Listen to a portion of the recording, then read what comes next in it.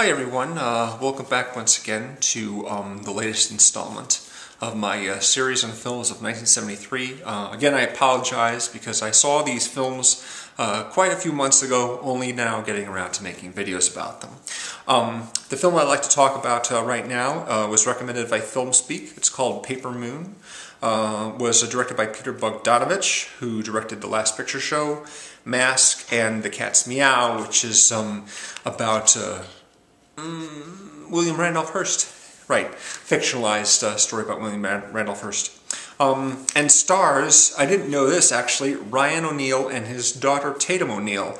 Didn't realize that they were related to each other. Ryan O'Neal was a very, very big movie star in the 70s. He co-starred with Ally McGraw in Love Story, right, Love Story, exactly. He also, of course, played the main character in the Stanley Kubrick film Barry Lyndon, and was the villain in Zero Effect with Ben Stiller and Bill Pullman, a favorite film of mine. His daughter Tatum O'Neal, she went on to co-star with Christy McNichol in Little Darlings, which is a film when I was a little kid I saw the advertisement for and thought it was probably a naughty film. I never got around to seeing it, actually. Yeah, she's very, very young in this movie. You know, she's a little girl under the age of 10, 7, 8 years old, something like that, pretty young. And the story involves her being orphaned and he possibly being her father, because they share similar facial characteristics. And he was a man that her mother had an affair with some time ago, which might have made him the person who impregnated her with her daughter. Anyway, their names are Moses and Adele, or Mose as he's called. This story takes place during the Great Depression. It's shot in black and white.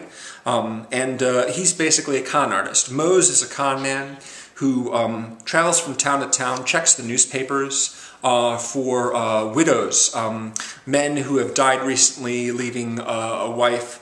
And his scam is basically to come to their home and say, oh, your late husband actually ordered this Bible for you. It has your name on it and everything. There's a balance due, which means some money is owed before I can deliver the Bible, but, you know, I tell you what, you know, maybe we can give you a break or something like that. And usually the women are like, oh my goodness, he ordered me a Bible, a really nice Bible? Well, then I'll be sure and pay the difference on it. So that's his scam, basically, is walking around tricking these women into thinking that a Bible was ordered for them before their husband died, and now they need to pay whatever was due on that.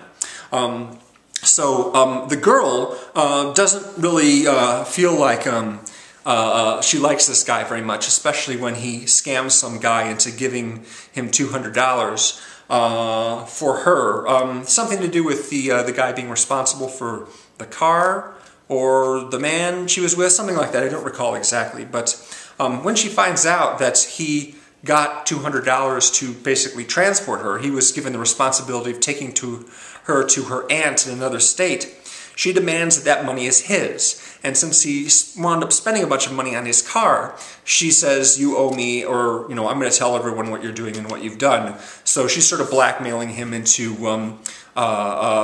keeping her around, basically, until he can accumulate the $200 that she says he owes her.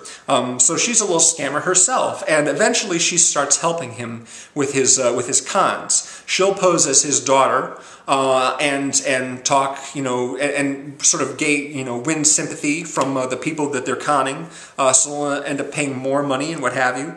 You know, Mose, of course, is worried they might get caught if they start asking for too much money. People will get suspicious. But the scam works pretty well for a while. They do get involved with some a bootlegger, end up possibly getting caught by the local sheriff. And then there's this exotic dancer played by Madeline Khan, who he takes a liking to. Madeline Khan, for those of you who know, she was in some Mel Brooks movies, and she played Mrs. White in the Clue film, the film Clue, based on the board game with Timothy Curry as the butler.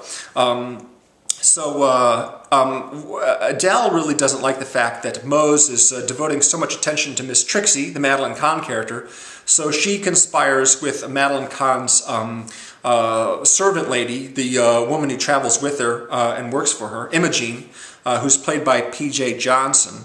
to trick Mose into thinking that Miss Trixie is seeing other men in addition to himself, and he'll leave her behind. So Adele will have him all to herself. P.J. Johnson, by the way, doesn't have a lot of credits, but she was in Texasville, another Bogdanovich movie, which is sort of a sequel to The Last Picture Show. I believe it is anyway. I never actually saw the film.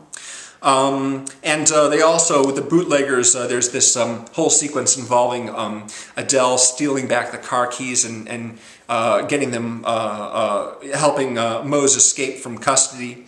It's a really kind of a fun movie. Not one that I love or anything like that, but I like movies about con artists. They can be really a little scary sometimes. You're always worried that the characters are going to get caught, despite the fact they're breaking the law and they're technically bad guys. Randy Quaid is in this movie briefly. Noble Willingham, I'm not sure if a lot of you people know who he is, but he was in The Last Boy Scout. He played a really, really shady character in The Last Boy Scout, another favorite film of mine. So yeah, decent movie. Thank you very much, Aaron, aka FilmSpeak, for recommending that one. Appreciate it very much, and more 1973 reviews to come.